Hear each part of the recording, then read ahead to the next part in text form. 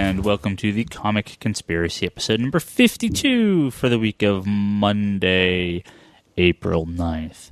My name's Ryan Higgins. I am joined by, as always, the man behind... The myth, the legend. The man behind the phone. The guy who has his own comic book? Downloading Marvel's AR app as we speak. God, What's me now. What's your name? Brock Sager. Down the far end with a mouthful of pizza. Yo. What's your name? Toby. Try not to talk into the mic while we're eating. People seem to not like that. Not you specifically, just. Yeah, that's really disgusting. Don't do that again. Charlie, what's your name? Playing with over there? Charlie, what's your name? Yeah. Yes. That's what I'm just asking you what your name Charlie is. West. Okay, Charlie. And no Omar this week. I think he'll be back next week. No Toby next week, so Omar and Toby will do a little dance, and they'll have their own thing going on. So Brock's taking a picture of me. Come back with a story. That I think he's putting on Twitter right now, so... Are you downloading Instagram, and you're going to Instagram my face and put it on Twitter? Exactly. Nice. Make sure I look like an old photo from the 70s, because that's what, pictures should look like on the internet in 2012 for some reason. Exactly. Yeah. Well, we don't have too much to talk about this week. Well, sorry, we have very few subjects to talk about this week, but a whole lot to say about said subjects. Evidently. Yes. Last weekend, I should say, Charlie... Toby and most of the gang, actually the whole gang. Yeah, the whole gang. From the Infinite Long Box podcast at Charlie's Podcast. It was Infinite Long Box plus one. Yes. Went up to the great city of Seattle to go to the Emerald City Comic Con, which has been running for a handful of years now, I think. Wasn't this the 10th year? Yeah, I think so. Is it it 10th 10th? anniversary. Yeah, I think it was the 10th anniversary. I've never been. I don't think anyone here had ever been. Nope, this was my first year. Jordan, Jess? Well, Jordan's been going since he moved to Portland. Oh, because he's lived there the last few years. Yeah. So, okay. In fact, every year I'd hear from him, you need to come up for Emerald City Con. And every year I'd go, that's on my wife's birthday. I can't really do that. We were Was it really? Nadia's birthday? Previous years it was. This year it wasn't. Okay. It's like my San Diego Comic Con. It's always on my birthday, except for this year. We were half debating recording this podcast when you guys came back on Sunday, but it would have been like at midnight we would have started recording, and I think you guys... It would have been awesome, because all the stories were fresh in my head. Maybe awesome for you. I got a kid to take care of. I have to fly back and go to work the next morning. Yeah, it'd not have been fun. But so maybe a little late, but these stories are something that go beyond just the news of the con. These are the real-life stories of people that were at the convention. So... You're making us sound like the real world now. Yeah. The real world, Seattle. Yeah. Real world comic book. So I'm a little bit on the sick side today, so I'm gonna kind of leave it up to you guys. I want to hear about Emerald City, and then we'll talk some Avengers versus X-Men. But yeah, let's hear it. Toby, Charlie, start us off. So just to give a little bit of a preface here, so I actually went to Emerald City, and I was a little sick for part of it. So for the first 2 days, I really didn't see the showroom, but I went to a lot of panels. Highlight panels for me tended to be any panel that involved the various voice actors that were actually at the con. They had I know most of these people better by the voices that they do than by their actual names, but we had the voice of Pinky, voice of Brain, voice of Bender, Tara Strong, who has done so many voices. She's probably best known for Bubbles, I would say. Bubbles, Batgirl. Yeah. My Little Pony. She was Twilight is her pony name? I don't know. Twilight is her pony I don't know. name. I think it is. Pretty much anything over the past 15 years or so, I would say, that has some strong female characters, and even some little boy characters Tara Strong has voiced. She's done a lot of video games as well. Yeah, she's Harley Quinn in Brock's favorite game ever. Arkham City. You met her? Yeah. Oh, she's hot. Awesome. She's bubblicious. Yeah. Bubblicious? In the right ways. Yeah.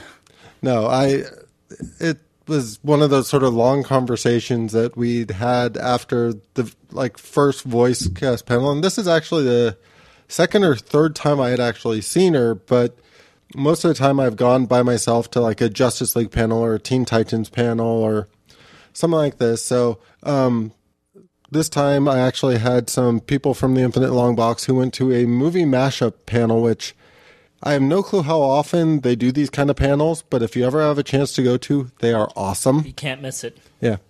What do they do there? So they brought in all these voice actors. They had a total of 6 of them, I think it was. Yeah. And basically, for the first one that they did was just a movie mashup panel where they brought in the script from Silence of the Lambs, Wizard of Oz, and Princess Bride.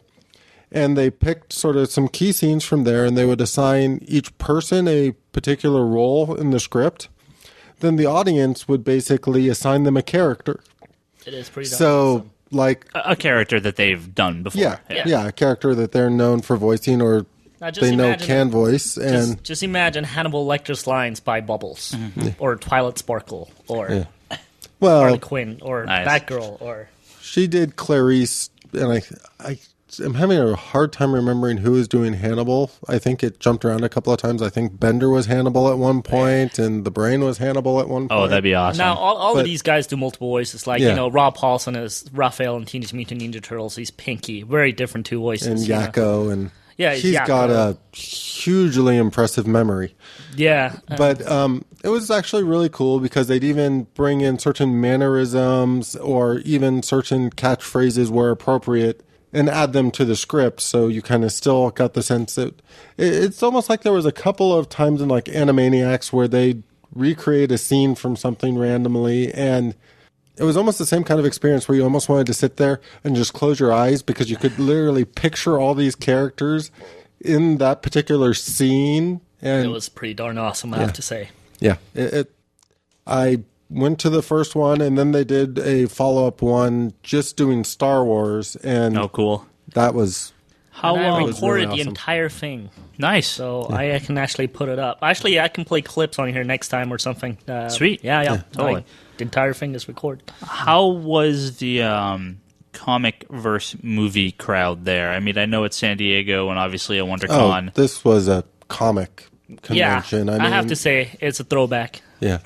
I mean, yeah, there was the voice actors there, and they had some stuff going on in like the big room, like George Takei was there and Will Wheaton were there. And I mean, there were definitely people who went for that kind of stuff, but Sure. it's almost like because all that was happening in this one room, I didn't really see those people much. So they kind of split that stuff off from the comic stuff? Yeah, pretty much, because it was in this own sort of separate area. So most of the comic panels were happening around the same area, which was closer to the showroom floor. I mean, the other thing is the showroom area really didn't have, like, yes, DC technically had a booth and Image had a booth and all that, but I want to say, like, the talent had their own sort of spots, because, like, the Artist Alley, I keep thinking back to like Comic-Con or something. If Gail Simone was doing a signing, it would be at the DC booth at particular times. The line would be massively huge.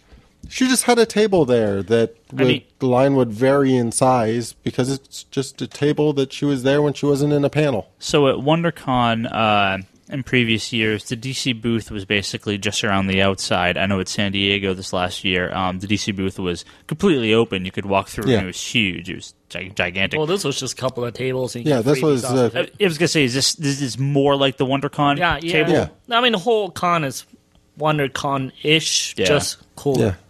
in a lot of ways. And it maybe sound very, very random, but it's like you're used to these massive lines at DC's booth or whatever, but the DC booth's line was kind of pathetic compared to the Adventure Times booth. Nice. Yeah. That's one of those shows that's becoming so popular, and I could totally see how many bronies Quite were a there. few people were dressed up as that dude, or Oh, really? with the dog on the shoulder. lot. A lot. A It lot. was a little weird.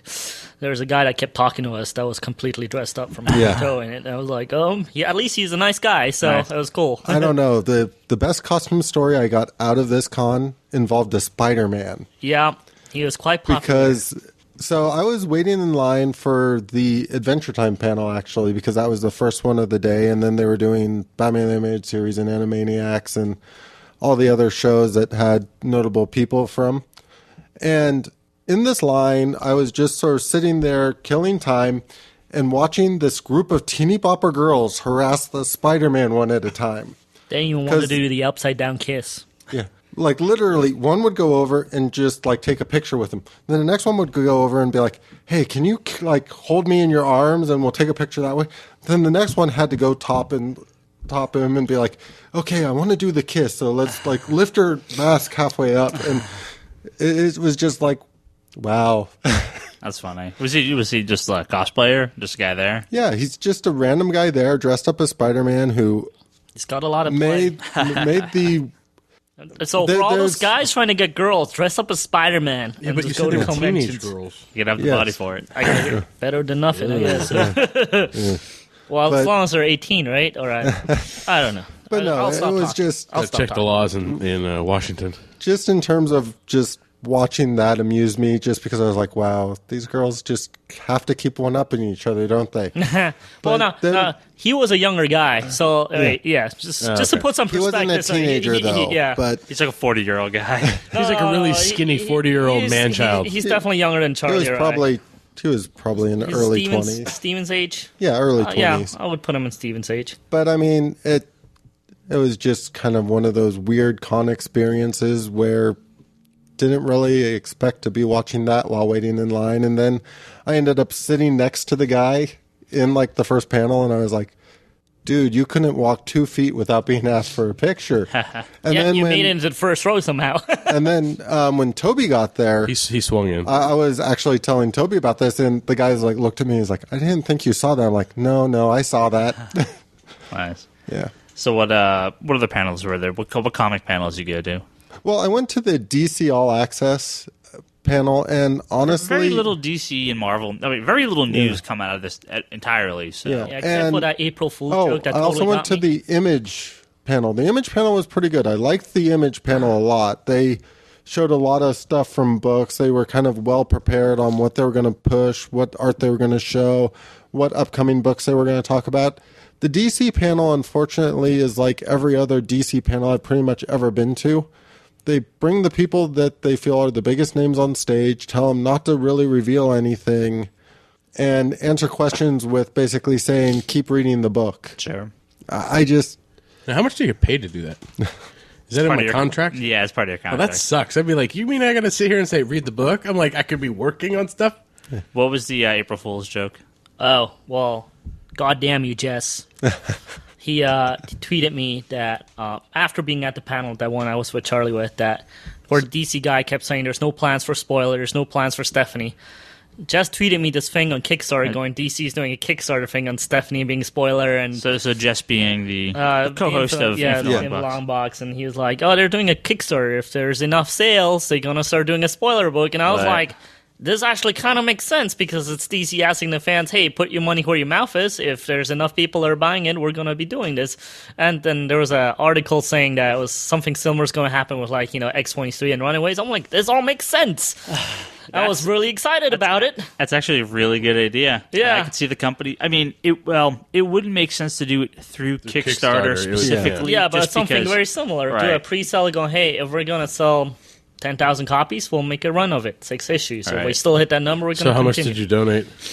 Well, no, it didn't let me donate, but I probably would have. But yeah, that was a very, very bad April Fool's. That was not cool. I was very excited. This is why I hate April Fools. I was going to tell Ryan about it. I was going to come and tell Brock about it. I told Charlie all about it at the hotel room. Yes, had all yes, my he did. theories.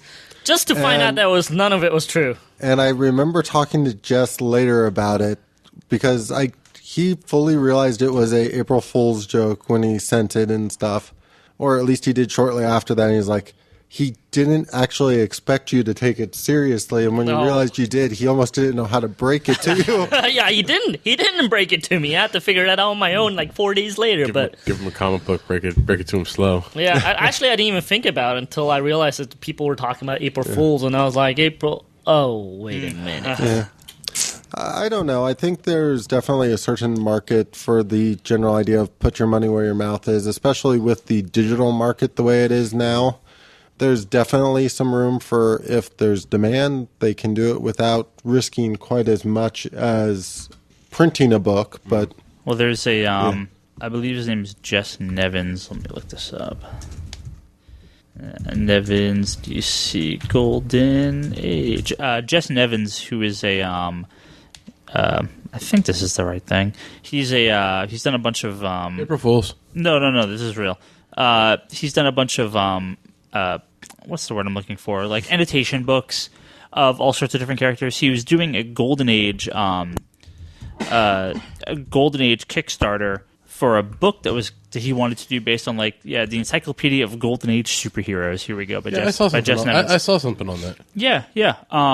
It's a pledge goal of 6,000. It's already at 10,000. 24 days to go, and I'm like, cool. This is a copy of this book he's going to do on the history of Golden Age characters. That's awesome. Except I'm looking through the pledges now. At a $10 pledge, you get a digital copy. At a $20 pledge, you get a digital copy. At the $40 pledge, you get the digital copy. At the $50 pledge, you get the digital copy. I mean, there's other stuff, but it's like, when do you get a print? I don't think there is. It's like a digital copy of the book. That's kind of lame. Okay. Does a print copy kicks in at $100? Is that what this is? That's an expensive book. All right. I will research one copy. Yeah, I literally at $100 price range is when you get a print copy of the book. That seems. See, I didn't see the print copy at all when I first looked through this. So the fact that it's there, but it's at the $100. That's pretty steep. Oh, okay. You'll be able to buy copies of a print-on-demand book. So he's going to be doing print-on-demand. So how much is that going to cost? Yeah. That's going to be pretty pricey, actually. Yeah. So if you raise $600, he will make the manuscript free. You'll be able to buy the book. So it's like you could donate and get a digital copy, but then you still have to buy the book. So it's like you get to donate $100 and get a physical copy, but it's like, what? So Kickstarter is cool, but... Wait a minute, he's providing a manuscript, meaning you could take it to and get it printed yourself? Is that what he's saying? Maybe. Yeah, he said if it reaches the goal, he'll put the whole manuscript online. I know what he's going for, but that's a little lame. I think. Yeah, I just I think it's a cool idea, but I wish it was just a print copy. He should arrange for that, but oh well. Yeah, but anyway, did he reach his goal? Oh yeah. He's well past it. Yeah, good for him. Yeah. Good for him. That's But obviously people want it, so. Yeah, I don't know. Kickstarter, I mean, what it's going to do to a lot of these items. I mean, we've seen so many of these video games, they blow through their Kickstarter goals within, hours. And there's been a lot of comic Kickstarter stuff, and it's a cool idea. Even Grim Fairy Tales Zenescope has a Kickstarter up for their animation series they want to get off the ground, which I don't think it's going to clear because it's still a ways away from it. But it's like...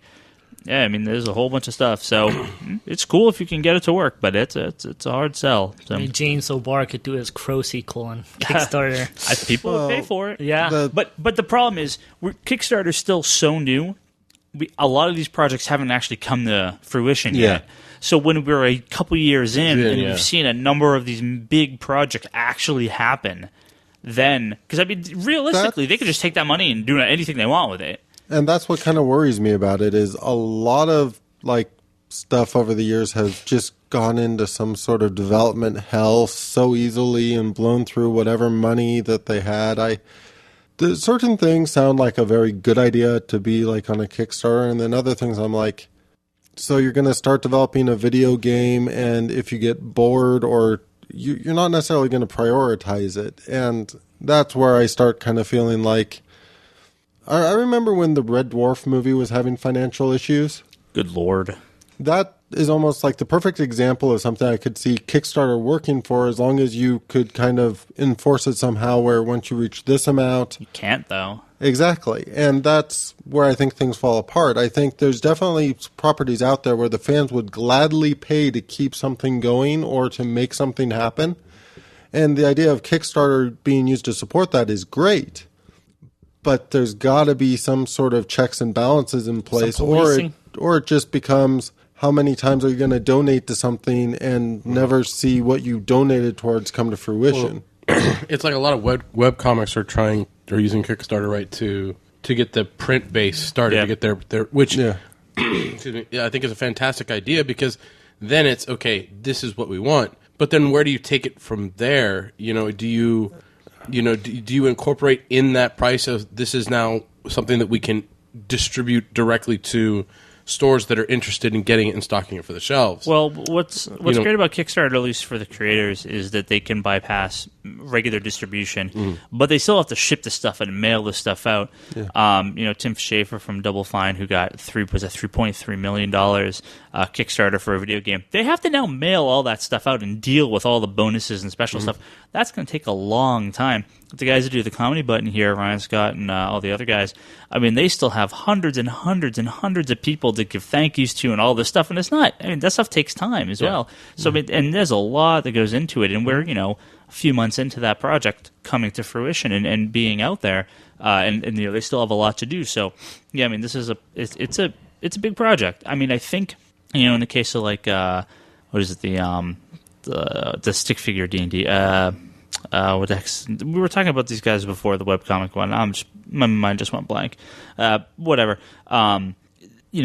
If they're going to send out a couple 10,000 print copies, I mean, they have to physically do all the mailing and mail the stuff out. That's a huge amount of work. Well, that's the thing is but they get all the money up front, so it makes it really easy. Well, you're getting all the money up front, and it makes it's basically really, a print on demand. Yeah, it's a print on demand, and I think that there's a market for print on demand, especially with like webcomics have Order of the Stick. Order of the Stick. Webcomics, like Order of the Stick, have potential to do this because you have a fan base. They've been reading this for a while now. Now they want, the Far Side or that Calvin and Hobbes collected edition, to put on their shelf because they want to read this again and enjoy this again. But yes, it's a lot of work because, I mean, you're mailing 10,000 individual items, out. And usually it's only a group of 3 people that are doing it. Yeah, but for a lot of these Joe Schmo companies that are just like, I'm just a random guy, I'm going to make a Kickstarter. Like, it's not going to happen. Yeah. Well, Charlie, what else? What else? What are the cool? Well, actually, let's hear from Toby. Toby, what's some cool stuff that happened at the con? You got some stories. I know you do. I don't know. I'll let Charlie finish. Yeah. Well, before I got sidetracked there a little bit with everything else. Your purchase. What did you purchase? Well, pretty much the only thing I bought there was the Thor omnibus of the Straczynski run.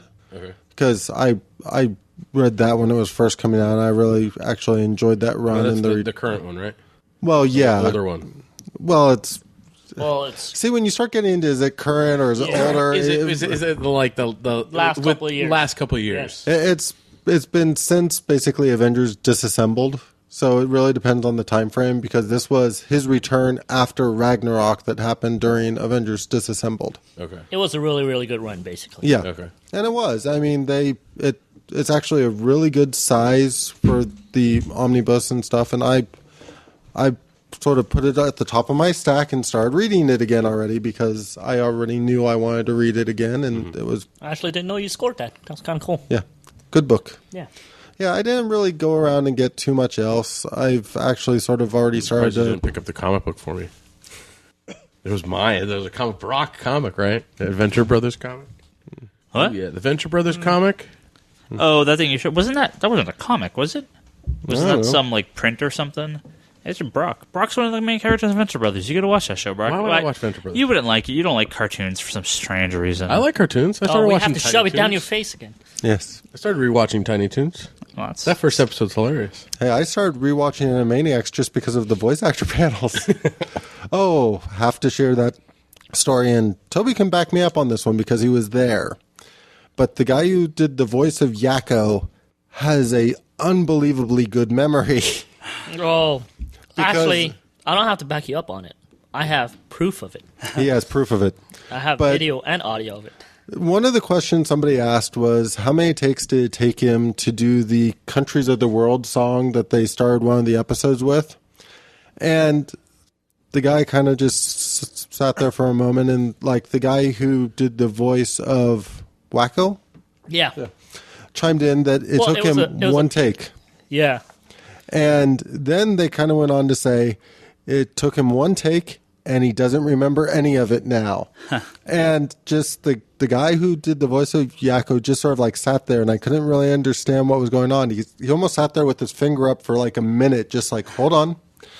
Like, Yeah, and then he like sang a minute or the two. entire thing. And then I he mean, from memory. sang the entire thing from memory in Yakko's voice through, Nice. and he got a standing ovation after that one. It was pretty impressive. Yeah. That's cool. Yeah, it was very, very impressive. Yeah. My second favorite part of that panel was when they were talking about what it meant to do like the voices of those characters, and they immediately went into like the Pinky voice, and then like singled out somebody in the crowd and they're like, and this is what it meant to do that character, because I start talking like this, and your face does that. Yeah. You could tell just how easy it is to slip on some of these voices, and I kind of amazed by voice actors in general, just because being able to go from all these different extremes. I'll just be reading a book to one of my kids in a different voice, and my voice gets strained after a while. So somebody who can do that professionally all day long and go from various extremes, I'm impressed by. It's the old storytelling kind of thing where you would take on the persona of the different characters and have to change it up enough when you're reading something out loud to make it a female voice or a male voice. Well, it's acting. I mean that's what they talked about in the panels. It all comes back down to acting. And the guys, I mean, we were at the Star Wars one, and Lamarche was doing Shatner.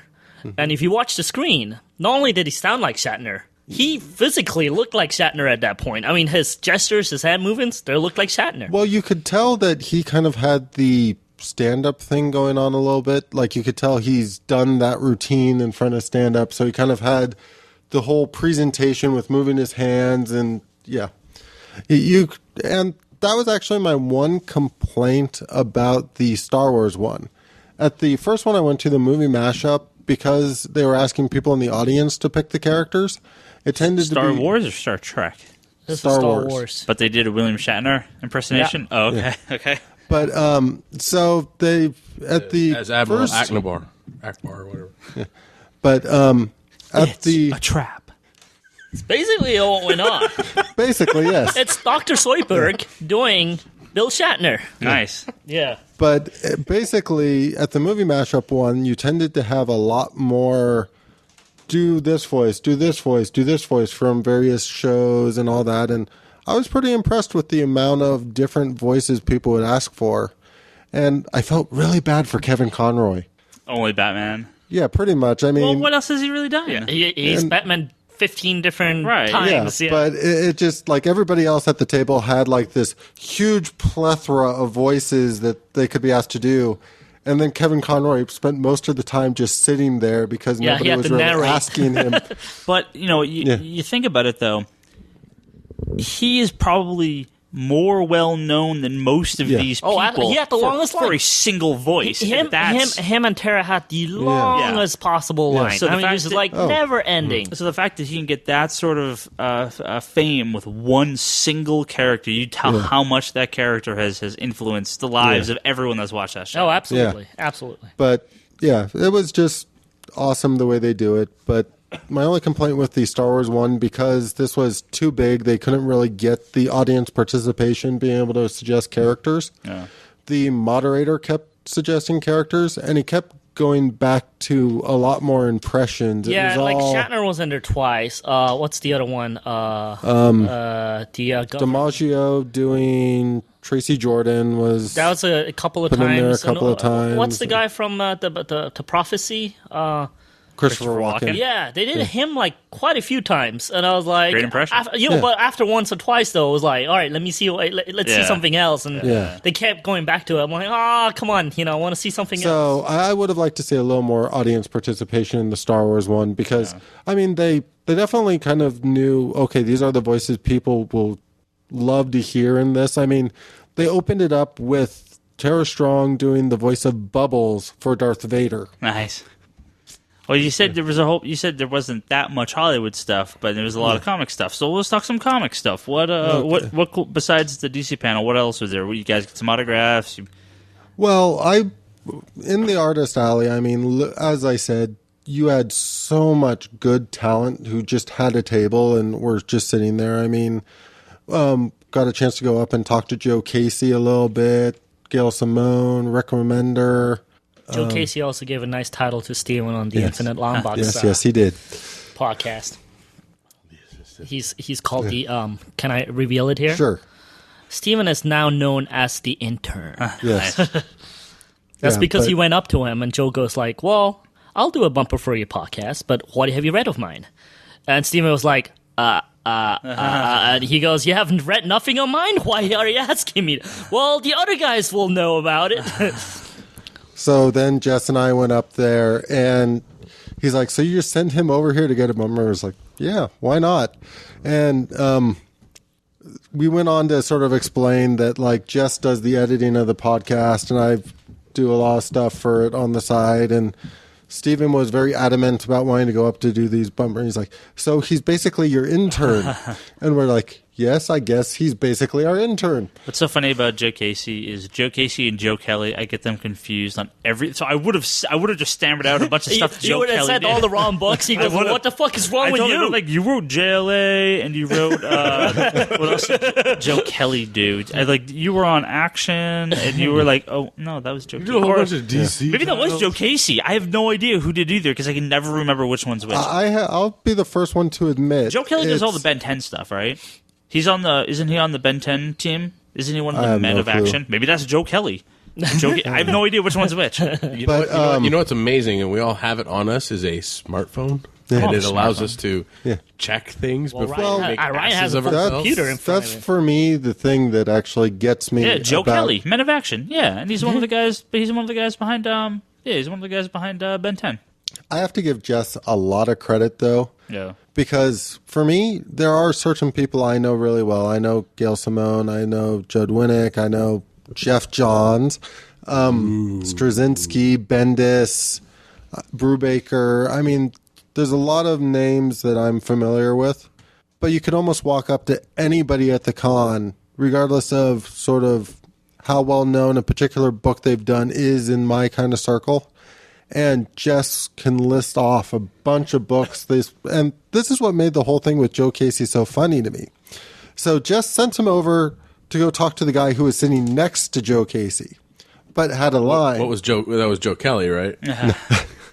But who had like a line. And Steven went up, didn't want to wait through the line, so immediately just went to Joe Casey instead. And it's like Jess had been very specific to give Steven some knowledge on like, he wrote this. Yeah. No, he just bypassed it. And no, it was a lot of fun. And I mean, as I said, there were a lot of good talent there. And I mean, anybody who's been to a con that can go up to Sergio Aragonis at his table or Stan Sakai at his table kind of knows while these people have been in the industry forever, the fact they have their own table make them very approachable. It makes it very fun to kind of go up and just talk to them about how much you love their character or their book. And you don't really get that if somebody's just there being sponsored by DC. Like if they don't have a table of their own that they're sort of manning when they're not in panels or whatnot, you don't really ever get that interaction with the creators, because if they're doing a DC signing or something, you wait through the line, you give them your stack of books. Sometimes people bring these big, massive stacks, and it's all about just sign, next, sign. But being able to go to a con where you had a lot of recognizable names who had tables of their own, who were putting in the FaceTime with the fans, that makes a huge difference. Yeah, I mean, it's really hard, especially going to WonderCon or San Diego last year, just how hard it is to talk to some of these guys. And when they have their own booth, it was a little bit easier. But when you're trying to get anyone at DC You still or got Marvel, these assholes who'll take like 2 hours before they even move on. Oh yeah, of course. But I mean, it's a little bit better. Yeah. So, any last words, Toby? You haven't heard from you much at all. Oh, I was waiting for him to get done. I was going to start mine. I'm done. So Let's hit it. Let's hear it. Oh, okay. Well, I went to Emerald just because they moved WonderCon down to LA, and since I lived there and been there plenty of times and worked there, I was like, if I have to travel, I'm going to travel to a place I've never been at. So it's my first time in Seattle. And a lot of the artists that I'm in touch with, guys like Dustin Nguyen, he preaches about Emerald Con. I mean, just how friendly it is, how it is, more about the creators, how Artist Alley is like just kind of like, it's the Artist Alley. If you're Artist Alley guy, I mean, Emerald is the one to go to basically, and it did feel like that. So yeah, I mean, when Charlie goes, I'm gonna go. I'm like, sure, let's do it. I've been curious about it for many years now, just because a lot of my friends keep talking about it. So I'm like, fuck it, let's go. And the first thing I noticed is the people are a lot nicer over there. The fans are a lot nicer. For some reason, they're just chiller. I mean, it's just like, at Comic-Con, everybody's freaking greedy as a motherfucker, sure. Pushing people around, wanting their thing, WonderCon... I said sorry. Yeah. WonderCon is not quite there, but it's similar. I mean, there's lines and people are kind of like... not so nice. Let's put it that way. However, people were really nice. Like, just in general, like, even, like, not even at the con, like, just around the area or in the lines, people were very nice. They held each other's spots. When they moved the lines, nobody cheated, nobody ran. They're just like, we're moving? All right, let's move. I mean, it was just, like, beyond me. It was, like, just like, wow, this is kind of cool. Everybody's kind of helpful with each other. Yeah, I mean, in lines, I never talked to so many people in line that I have at this con, just because people were super friendly. You know, they were just like, hey, you know, where are you guys from? Blah, blah, this. But, oh, you know, we'll do this, we'll do that. And it was very cool. The highlight, like Charlie, I have to say, were the voice actors. It was just a dream to see them perform, talk about their careers, doing some skits. One that threw me off a bit. I'm actually, don't behead me, I'm actually not a big Futurama guy. Yeah, I be honest, Toby, I'm not. don't worry, I've never seen the show in my life. You're not a cartoon we don't guy. worry about your opinion anyways, bro. No, I'm kidding. Suck it. Anyways, Trying to be on your side now. yeah. It's on. Oh, okay. Anyways, I'm not a big Futurama guy. Not because I never liked the show. It's just, you know, I always liked other things a little more. However, to go to, I'm a big Pinky Animaniacs guy. To go to that panel, I sat through the Futurama one, and man, that panel was off the hook for the Futurama. Oh panel. my god, it was the funniest thing I ever seen. I have not laughed out that loud at panels in a long time. Well, I'm assuming Billy West was there. Billy West was Because there. he is like, you know, the main guy. Yeah, He's Lamarche was there. Zoidberg, my favorite. Yeah, he was there, and the guy who plays Bender, Joe DiMaggio. Yeah, Joe DiMaggio. DiMaggio. Oh my god, Was it was three of them basically. okay? Leela wasn't there. Nah, text no. her name. Chick No. from Married to Children. No. Yeah, no, it was Katie just three Seagal guys. was not there. Yeah, but Yeah. oh my god, they were just funny. I mean, what they were saying was just like unbelievably funny, and they did little skits. They were really into it. They were with the crowd, and yeah, That's great. It's really cool to see. So what else did I do? Well, we did. I walked around the con and, you know, enjoyed it. It was a good sized con. I talked to Philip Tan. Big ups to his new He-Man book coming out with James Robinson writing it. Yeah. That looks Huge. good. I thought that was an April Fool's joke. No, it's not. Would have been a little late. I mean, April Fool's is like, haha. There's a He-Man book coming out with a real creative team. Finally. It's not. It was on the Slits today. Yeah. Yeah, I'm really, really excited about that. And, you know, Philip is a friend of mine, so I'm really, really excited about it. Dustin is doing American Vampire, which Snyder. So Yeah, it should be cool. That should be really, really good too. And he seems to be very excited to be doing that with him. Yeah, a lot of questions about Stephanie, so I'm kind of happy I'm not the only one that's standing up for her. I tell you, every year, it doesn't matter what happens around con season. Stephanie is somehow not in the books or dead, And everybody's asking for her? or Am doesn't I the only have one a, for Cassandra then? or I'm the no, only one no, or doesn't have a funeral, or doesn't have just an empty disappears. spot, or just disappears, and now she's gone. It's like, oh my god, You know why, right? because everyone loves Cassandra, or Well, no. friggin' Cassie, Stephanie. Sorry, Well, you know Jesus. why, right? They're all the same. No, they're not. Oh my God. Let's make this clear. All right. I'm just You know, joking. why Stephanie goes away, right? Because she goes to the cons. Oh, that's stupid. That's stupid, girl. How is that stupid? Well, so it's funny. The ones that get asked at every DC panel, New 52 or not, it's Cassandra Cain, Yeah. which is Batgirl. Yeah. It's Stephanie Brown, Who's Batgirl. spoiler / Batgirl. It's Ronnie Raymond Firestorm, who I guess now is back, so Yeah. cool. Yeah, he wasn't brought up. Yeah, probably the first time. Probably the first time. Yeah, you since go last over to year. the Marvel side, you got the Runaways, you got X-23. Yeah, it's always the same, like 10 characters. I'm sure someone asked about Booster Gold or Blue Beetle. I mean, about Ted Cord. I'm sure someone did. Someone always asks about Ted Cord. what's The Flash came out quite a bit. Oh, Wally. I'm sure Yeah. Wally and Yeah, Donna Wally. now. Wally and Donna Troy Wally came now. out quite a bit, I have to say. Yeah. Yeah. They are Wally and Donna are the new spoiler and and Cassandra. Yeah.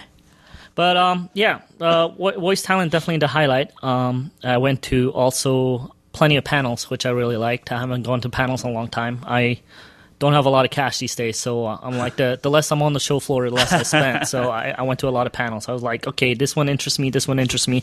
Boom, boom, boom. First couple days I was basically in panels. And while Charlie went to see the awesome Silence of the Lamb by voice actors, I went to Adult Origami. Which I got to hear this. Yeah. First of all, I went to a couple of panels before that, and I just kind of stayed in a room because it's in the same room. And when Adult Origami started, the room started filling up. I mean, I thought the room was full before that, but fuck. People were trying to get the fuck in there. Right. So the dude walks in. He's one of the indie comic book guys. He's one of the either a writer or a comic book artist for one of the indie books, right? Dude walks in. He's like, fuck. And he kind of just looked at the room going, I don't have enough folding paper for everybody. So he goes on about, what we're doing and stuff. And, I went in there fairly for the interest going, hey, if I got fold naughty things, that'd be pretty funny at bars when, like, look, give me a piece of paper. Look, what it is. So anyway, that's why I went to it. Oh, it was, You wanted to fold dicks? That's exactly what we did. Oh, yeah, this is the guy from LFG. This is a guy from Looking for Group. I totally don't remember this guy's name, but yeah, I totally know this. Yeah, well, he was hilarious. First of all, give big props up to the guy. He was hilarious. He was just funny. He was it was one of the more funny, involved panels I've ever been into. He was talking to the crowd. Everybody's into it. I mean, you got a room of 200-300 people, and tiny. It's not a big room either. Everybody is folding a dick, a penis. Of course, I needed some help with my penis, so I would turn my back around to the girl, and she would help me fold my penis. So I mean, how many panels do you go to? You could say that afterwards, right? Did a girl help fold your penis? Yeah, a girl helped fold my penis at a panel. And there was quite a few girls there. Quite actually, a few people watching. And after that, we folded some boobies. So it was a very, very, very entertaining panel. And of course, we had to all hold up the penises we folded, and the guy would take a picture. And I got my penis signed by him. I got my boobies signed by him. Yeah, it was fairly entertaining. And then Toby went around for the rest of the con showing everybody his penis and boobies. Who was signed penis and boobies? Well, Steven doesn't know yet. I actually put it next to his face and took pictures. I have a question. When he was asleep. Did you put it in his mouth? Did you put your penis in your boobies? I put them on top of it, so it's like, a little tit job going on. But anyways, it was very Where's Omar for this? I know. I told him, I texted him, like, today is not the day to be missing, man. I got all these, like, stories that I have to tell because I can't do that without the, proper cheerleading in the back. But anyways, it was a lot of fun. On the other hand, also, there were a lot more cuter girls at Emerald City Comic Con. A lot more than WonderCon, a lot more than Comic Con. I've been to a lot of cons, and for some reason, the girls... You're not saying this right, because I've been to a lot of cons. No, yeah, why? It's too late. It's already too late. I'm already a loser, already know it. So, but... Well, Portland and Seattle have that sort of, like, hipster vibe. It is. Now, here's the thing, though. You do realize that you just told all these lonely guys out there... I just ruined it. I just ruined it for Seattle. Yeah. Way to go, jackass. Yeah, well, you're the guy that says, wait, ladies' night's over here. Brock's on his phone. He already booked next year's... He's already there. No, I mean, I'll be honest. I mean, like, at the other cons, usually the one hot chick is there unwillingly with a boyfriend a boyfriend that's trying to show her off. Here, there were a lot of cool chicks that were just into books, and it's a real big comic scene up there. Portland and Seattle have a huge comic scene. Both. You know why, right? Because it rains so much, people have to be indoors. So they both have just big hipster bohemian scenes. It was and like I said, it was a really cool crowd. Charlie's people, the Infinite Longbox, went to a Fantagraphics after party at this bar. I didn't. He didn't go. I went. So for some reason, I went after they were there. So yeah, I kind of missed them. But the bar was really cool. It's really dark. It's got some weird clowns all over the place, and there were hanging clowns from the rafters, kind of eerie. The back room is full of pinballs with neon lighting. It was really cool. And there's another back room like with drinks. So, Omar, where the fuck were you, man? We could have had a good night. But yeah, with your penis and a bunch of pinball Well, no, balls? At that point, my penis and my boobies were in the hotel room where Charlie was alone with. So, hey now. But no, it was a great con. I have to say, I thoroughly enjoyed it, and it was a lot of fun. So that's cool. If depending on WonderCon's status next year, maybe we'll have to make a group trip up there or something. Yeah. Let's do this. That would be a lot of fun. Hey, I want to do a tour, a Comic-Con tour of the United States. Like drive an RV around. It'd be a lot of cons. A lot of cons. That would be crazy. Awesome. Road stories. Oh yeah. Well, besides Emerald City, and feel free over the next couple weeks if there's something you forgot, I would love to hear more stories. Mm-hmm. there was something else big that happened last week. It wasn't just my birthday, as I knew Brock was going to yell about that. Woo-hoo! It wasn't just as Toby ended up getting me a cake in the middle of the thing as we were trying. I had to line that up is the door. Best picture of you ever. I had to line up the door trying to sell Avengers comics to people. I was also man, that cake was from everybody that was in line, fool. Excellent. It was also the release of Avengers vs. X-Men #1. We also had our release party on Tuesday, which was a lot of fun. We had about 50 people show up, so that was a good turnout. That was a good fair. Yeah, between the people buying and the people that happened to be there for something else. But I figured bar. Yeah. I figured since Avengers vs. X-Men is sort of the first big comic event of this year, we should talk about it. And I know, Charlie, much like the X-Sanction, you're going to probably be here at least every other week. We'll have some updates as need be. Looking at the release schedule, there's a lot of books for this. If there's a couple weeks where we skip out, just know that they're filler issues. But we'll get to the important parts when we get to them. Yeah. So 2 weeks ago, Avengers vs. X-Men #0 shipped. This past week, #1 shipped. Mm-hmm. Who was the creative team on #0? I know it was Brian Michael Bendis, Frank Cho, and Jason Aaron on writing. Jason Aaron, Frank Cho. Frank Cho did the first art, the art on the first part, and who the heck did the art on the second part? I can't remember. And then #1 was Brian Michael Bendis and John Romita Jr. So we have started our big Avengers vs. the X-Men 13-issue fight comic, basically. And then with the actual fight comic... 13 issues? It's 12 issues, plus the 0. Oh, fuck. Twice a month. Yeah. And then the weeks that this isn't shipping, you're going to have the Verse comic, so it's pretty much weekly. I'm looking forward to those actually quite a bit. So I guess let's actually start with #0 since we haven't really talked about that yet. What are people thinking? What was everyone's thought on #0? Well, I only read the first arc on #0 because I kind of... You didn't read I saw the second story arc in there. I read the preview pages for... Every time, you read them and then you're like, it's why like should I read this? Yeah. I kind of felt like, I've been there, I've done that, I know what they're doing, so I kind of flipped through it, but I didn't read it. But the first arc with the Scarlet Witch, I actually did read in its entirety, and it was sort of interesting, even though it felt a little like... I mean, I hate to say it, but it almost felt like... Was it Jim Cheung that did the art on the backup? I could be wrong. Huh? It doesn't matter. Go ahead. Sorry. But it actually made me feel kind of bad for the Scarlet Witch because it's almost like she got punked. She got talked into coming to the Avengers Mansion just to be yelled at by Vision and told to go away. Well, I guess a little backup here. I guess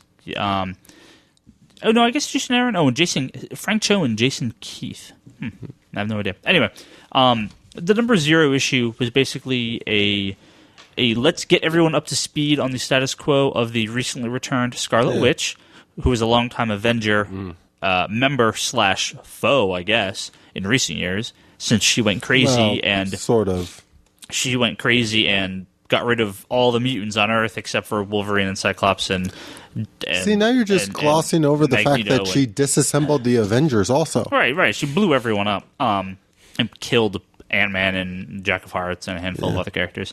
The backup... Jack of Hearts is dead? Oh, he was. The backup was Cyclops and Hope Summers, I guess is her name now.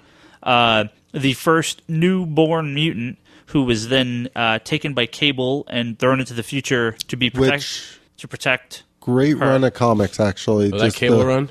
Oh, loved it. Yeah, I mean... Messiah Complex. Yeah, Messiah but Complex between stuff. the Messiah Complex and then Second Coming, and there was one other in there, the X-Force crossover. Necrosha? No, you're talking... Oh, shit. I thought that was Messiah Complex. Okay, maybe that... I don't know. There's 3 hardcovers I have on my shelf, all right next to each other, that are awesome. Well, she basically she's put into the future to protect her.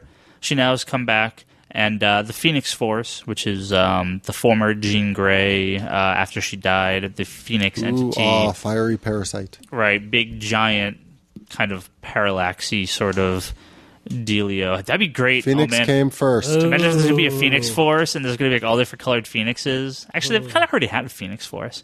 Damn you, Jeff Johns. No, I'm more thinking about what if there ever was a crossover again. You could have Phoenix versus Parallax. Yeah. So they basically... The Phoenix is this giant Phoenix. It's this planet destroyer, and it merged with Jean Grey and X-Men, and she died, and now the Phoenix Force has been flying around. I'm glossing over it, and so now... I was just going to say it's an entity sort of similar to like Galactus in the way that it's just sort of a force of nature. You don't try to control the Phoenix because it doesn't work. So you have Scarlet Witch on one hand. This all sounds so stupid when you try to explain it. You have Scarlet You Witch. think? You have Scarlet I've Witch. been saying this how long? You have Scarlet. Well, all comic books are like this. You have Scarlet Witch on one hand, who destroyed a whole bunch of mutants. You have the Phoenix Force now coming to merge with Hope, who their plan is the Phoenix Force will hopefully You have to explain resurrect. Scarlet Witch's powers. She can alter reality. Okay, That's all that thank matters. you. That's the thing is she can alter reality to the extreme. Like she is the most powerful. She couldn't, but She's now the she most can. powerful Marvel AR. Ooh. What? She What about couldn't, but now Franklin she can. Richards? Yeah, right. Huh? Franklin Richards is more powerful. Molecule Man's more powerful. There's others that are more powerful. Female. Phoenix? Well, I guess we'll find out. Oh. So you basically New have Cable. you have two forces of creation and destruction now sort of at odds. So the Zero issue was sort of let's get everyone up to speed on Scarlet Witch, and let's get everyone up to speed on Hope, who is going to become is the new Phoenix. Yeah. Well. Yeah. I mean, who's already that's taken over the Phoenix. Well, that's the weird thing is in here it's like now she's that not going to be the Phoenix, but in Extinction she already is the Phoenix. now that the Well, E- even in issue one, there was the little bit with the Phoenix. she's coming. I was going to say Now now I'm that going to the- enjoy quite a bit if you're completely wrong about this. Well, hold on. I was going to say, now that the description is, now that the easy part is done, the description, actually talk about the issue. And Zero, we've pretty much talked about. Well, Zero. I mean, it's like you said, it's catch-ups. But I talked to a couple people about the issue Zero, and to me, I think that it didn't give us what we should have had from a Marvel book. Well, I actually liked Zero. I like Scarlet Witch in Vision.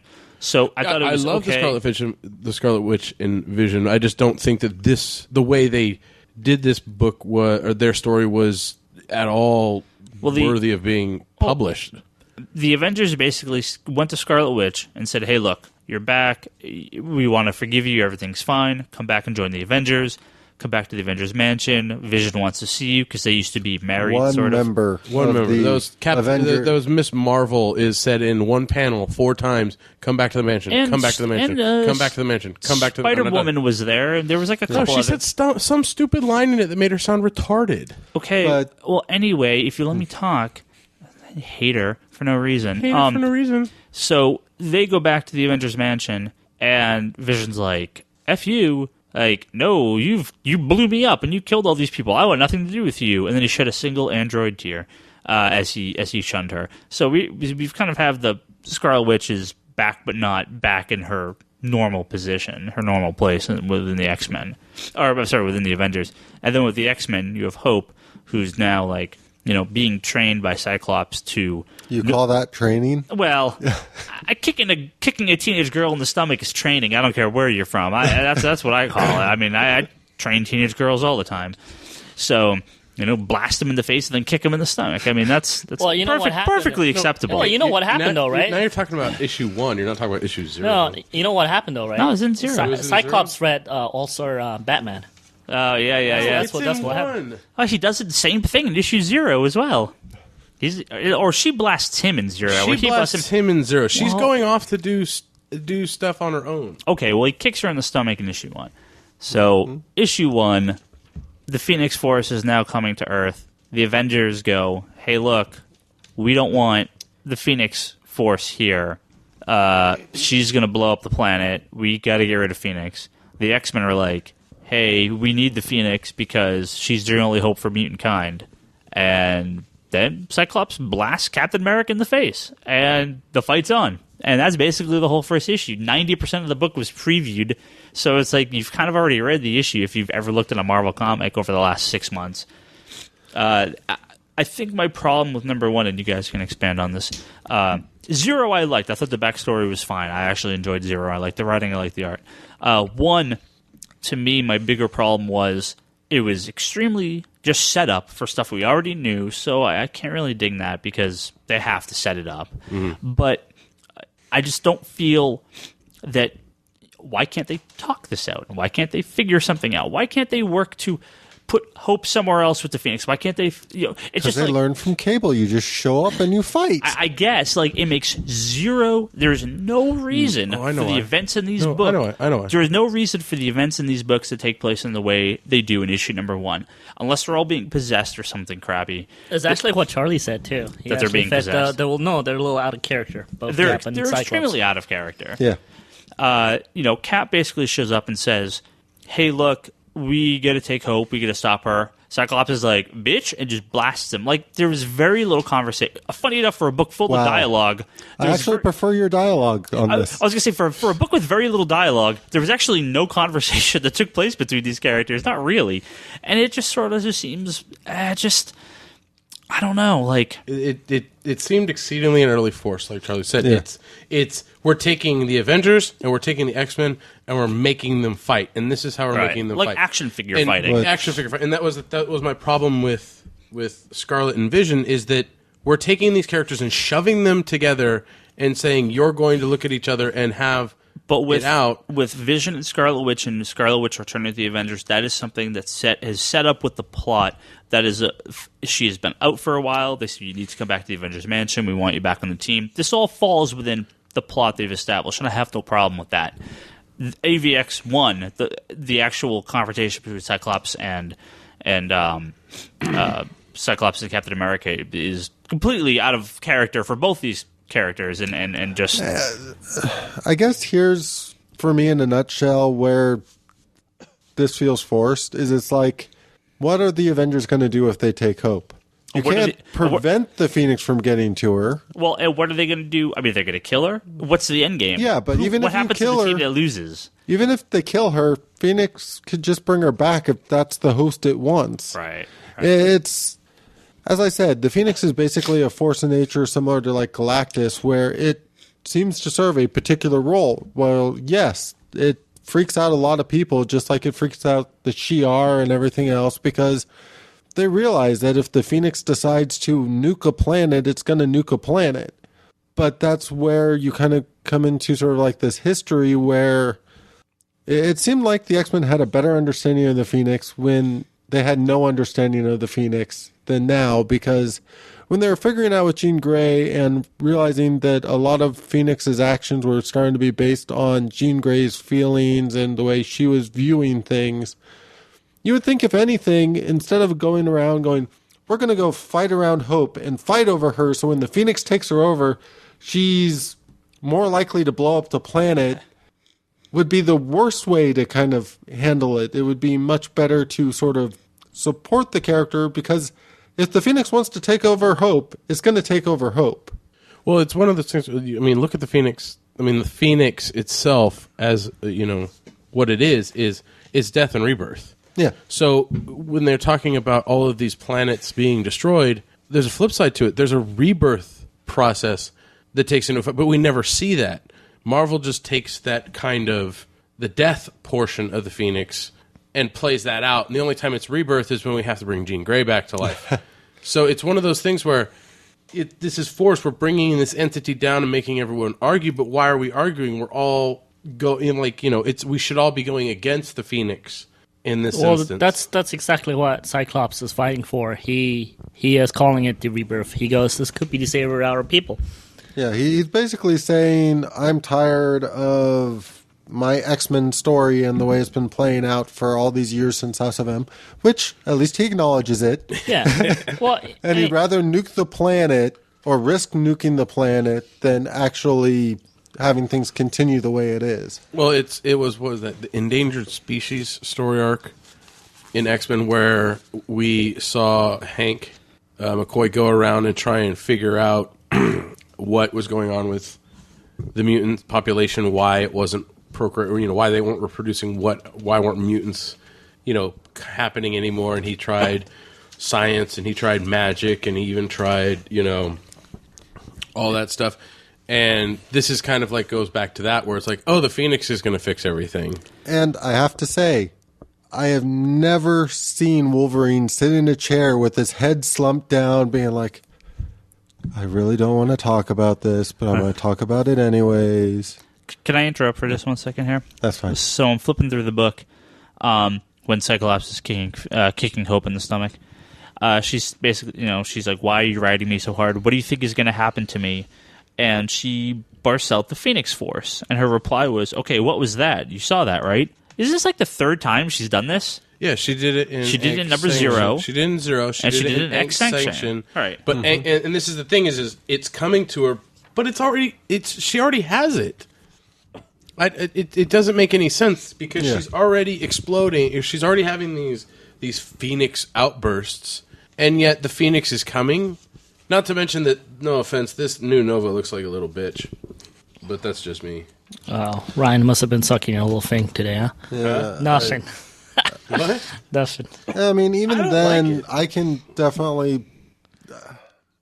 They've already shown that a child of Cyclops and Jean can be a potential host for the Phoenix as well, with Rachel Summers, who is also technically still around, and yet nobody's paying attention to that. And then you have the newly healed Cable, who doesn't appear in this at all, but technically should be fully powered, which makes him a potential host as well. And then you I would have give them a lot of props if they gave it to Nathan Summers. I think it would be really cool. Well, apparently Nate Summers is coming back. Well, he's already been back, right? Isn't he? Wasn't he in one Mutants? of the? I think I'm pretty sure he's part of the New Mutants. Is he? I haven't I read thought New so. Mutants. I don't know what he's been in, but I did see him on the cover of something not too long ago. Yeah, I've Okay. seen him around. He's been around. Oh, I didn't even know they brought him back. Yeah. I don't know how they brought him back. I remember how weird it was when they ended that series. Nah. Very psychedelic a little bit. I have it somewhere in a long box. I think I'm the only one that actually kind of enjoyed the book here. I look at it differently. I think Cyclops has been worn down with all the responsibilities. He just kind of is tired of everything. Sure. Now he's going to just stand up for something. So I kind of see that happening. I kind of see. I like this little other side of Cyclops. And even Magneto says, "Dude, you're starting to sound like me," which kind of got me tingling. I'm like, I kind of like this. Cap is a little out of place, but I'm hoping there's more to the story later on as we go on. But I think my concern comes from these characters have known each other, and we should actually talk about my post. My almost said Fear Itself.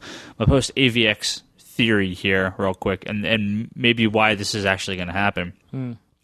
It seems like these characters have been through so much that there should be some form of acceptance between these characters. It's kind of like Batman and Superman fighting. It's like, unless they're being taken over, there's no reason for these characters to ever fight again. Like, they've already figured all this stuff out. It's one of, look at the cover. You have Beast and you have Wolverine already on the Avengers side. Right. And then you open it to the first page or second page where they show a shit ton of Avengers. Well, they're on and then but Beast and Wolverine are in the middle. They don't know which side they're on. But That's because they're just going to hide out in their school and let them fight it out. But that's the thing is even when you go to the later on in the book, they appear at the Right. No, they're with the Avengers They're right with now. the Avengers, so it there's no real you don't see them being it's only one neutral. book, man. I think we'll find out more about that later too.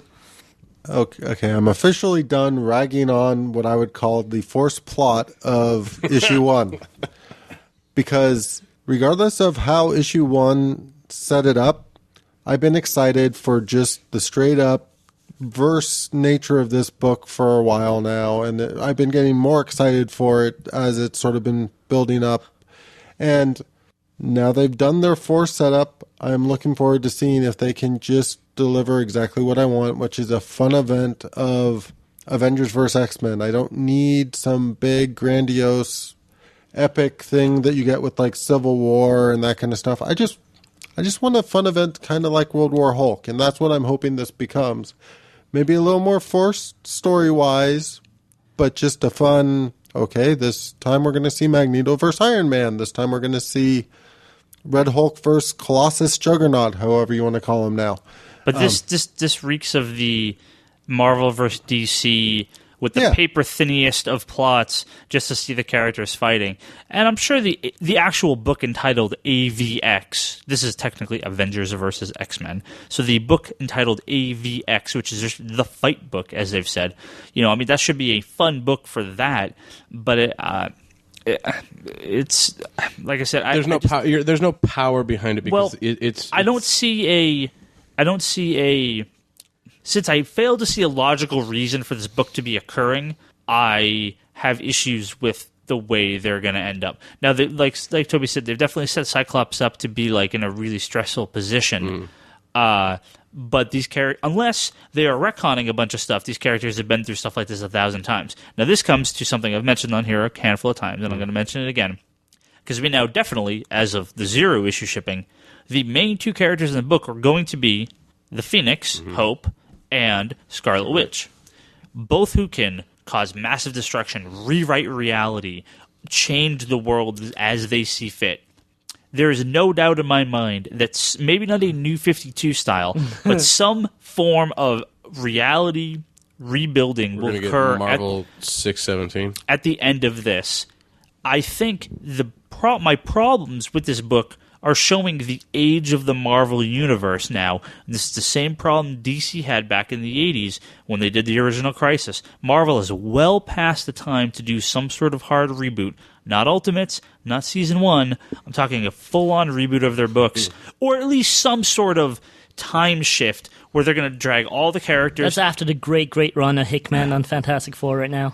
But sure, I mean, they could do a 5 years later thing. You know, all the characters have been around for 5 years. The FF have been around for 5 years. It's been a long time since Marvel has upped their timeline. They've done it from time occasionally, but it's only happened with individual characters. Setting the Marvel Universe on these books have been around for 5 years or whatever, or 3 years or however long. But, I mean, and dumping a lot of those old events and old situations we're aware of would cause this book to make more sense to me. If this was really the first time Psyche and Cyclops and Captain America had gone kind of up against each other, I could kind of buy into it more. We've seen these characters evolve. If this was like the original X-Men and the original Avengers going right, at but it. we've seen these happen so many times with these characters, and I like, and that Toby again is why I feel, and I think we all feel that this event is a little bit forced, despite me not disagreeing with your stance on where Cyclops is. Yeah, I mean, you know me, originally when you told me about it, I was like, what? You're doing this? This doesn't sound very original. But, you know, letting that go, I'm like, dude, I'm just going to have fun reading the book. But I don't think, I mean, you could correct me on this. I don't think, I mean, even though they met multiple times, I don't think Cyclops and Cap, I would never count them as friends. Like Wolverine and Cap, they've been partner up. They know each other. I mean, they've been around at this point. I mean, they know each other, but do you remember any big storylines with Cap and Cyclops together? At least, yeah. I mean, at least a couple. There's that one X-Men book where, you know, the Avengers show up, but, you know, there's like the deep stuff of Cyclops and Cap. They fought together during Infinity Gauntlet against Thanos. You know, I mean, they went up against, you know, every crossover. But fighting together, you know, it's not the bond I would see. Like Wolverine and Cap have a bond. Yeah, you know, I don't really see Psyche and Cap have a bond, and this could turn things around. This could be why they're little loose cannons against each other. Not Cap really, but you know, that feels a little weird. But the thing, I mean, it is a weak plot. I mean, It's not? It's weak. Well, you know what would have been funny if this was Winter Soldier Cap. This actually would have made more sense. You know what? Totally. Yeah. If it was Winter Soldier, I agree with that. I could see this happening. But then I don't know if I would see all those Avengers on the SHIELD helicarrier being like, let's rumble. Like, I think it's just, like Charlie, I will enjoy this book just kind of taking it as it is and ignoring past storylines. But I'm actually just thinking, what if we don't ignore past storylines?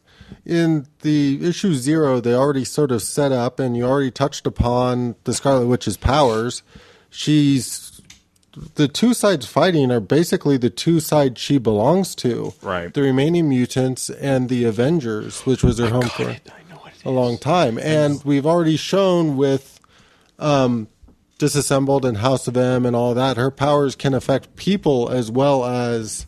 But then you're just setting her up to be the big bad again, and no one wants that either.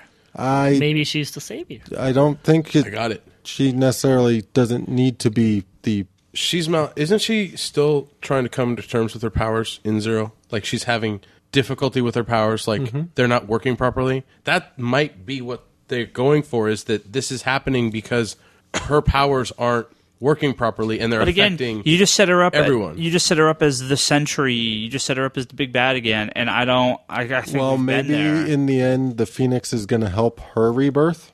Yeah, sure. Because, I mean, the fact of the matter is at least nothing I've seen suggests they've explored anything that would fix the Scarlet Witch's mental state at this point. Yeah.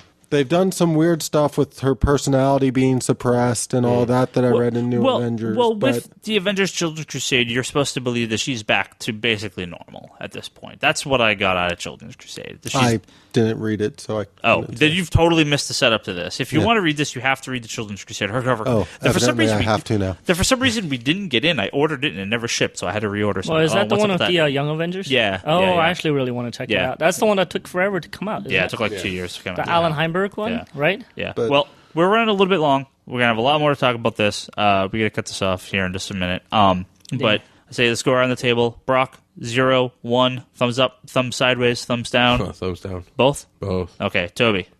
See, here's my take. If I was 12 years old, I'm looking at this book, I Sure. would really enjoy it. Sure. It's,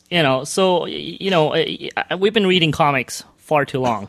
That might have something to do with it. Yeah. So I'm actually going to give it a thumbs up just because I found it fun to both? read. It was just, don't think too much. I mean, Did you just- like the 0 as well? Did you read the 0? I only glimpsed through 0, but I actually enjoyed number 1. I mean, I hope it goes somewhere, and if not, I mean, I'm really excited about these crossovers and the fights coming up. Sure. Just for the fun of it. Sure. I mean, I wish it wasn't this event that it is now. I actually kind of wish they never promoted it. It just kind of comes out. I would have loved this book. So, but it is what it is. So, no, I enjoyed it. I'm look forward to it. Charlie? Up, sideways, down? Which way are you going? I'm going to give issue 0 and issue 1 a sideways, but the event itself, I still give the thumbs up to because it could still be exactly what I'm looking for. Okay. I'm going to give 0 thumbs up. I liked it. I thought it was pretty cool. I liked the characterization. I thought it was good. I liked the art. Something I want to touch on number 1 real quick. Number 1, I'll just give that's thumbs sideways. It could go either way depending on where the series is. I totally can. But I'll tell you what may have even bumped that up to a thumbs up real quick here, and maybe you guys agree with me. I used to really like John Romita Jr.'s art, but man, the last decade has been rough. It's kind of funny. I've never been a big fan of his, and I don't know, for some reason, it didn't bother me in this issue, but boy, did it bother me on the Spider-Man run. But I'm still not a fan of his. I think had they started off with a much stronger, and I hate to say this, modern artist, I may have. Oh, did Ryan just say that? But it's true. I think Romita Jr. is a fine artist, and like a lot of these guys, as time has gone on, the art around him has passed him up. And I mean, guys like George Perez, I could still love, but I understand why he's not seen as a modern artist. John Romita Jr. has fans up and down the comic industry, but to me, not the guy you take to start this book. You want him in the middle? Sure, once people are already invested, but I don't think this was a strong start artistic-wise. And that's... Again, the guy who did the cover should have done it. and that's Jim Chiang, right? That's the same guy that did the other one. Yeah, incredible. It's also one of those things where it would have taken 6 months. I think for me also, specifically with this whole thing, is that after reading Schism, where they had different creators, different writer for an issue, different artist for an issue, I didn't like that. It didn't give me an overall quality feeling to the book. It was like, oh, read this. I wrote this half. I wrote this half. I wrote this half. And I don't like it when art changes in a book, in an epic book like this. Like for Civil War, none of them are doing 2 artists or 2 issues a month for 6 months. So well, that's the thing is if you're going to do this event, then make sure that this event is in the can first. It doesn't work. Don't break it up with. Unfortunately, it does not work that way. We've long since seen that the comics are just not able to be bullish in that fashion because they don't pay people up front. So I think that really hurts, especially. I mean, I don't disagree. This is really funny because in Civil War, when it all got delayed, Ryan wasn't very happy about it being delayed. Oh, that was a little bit different. Oh, there was something we didn't talk about this week. I know Brock wanted to talk about it. We will definitely talk about it next week.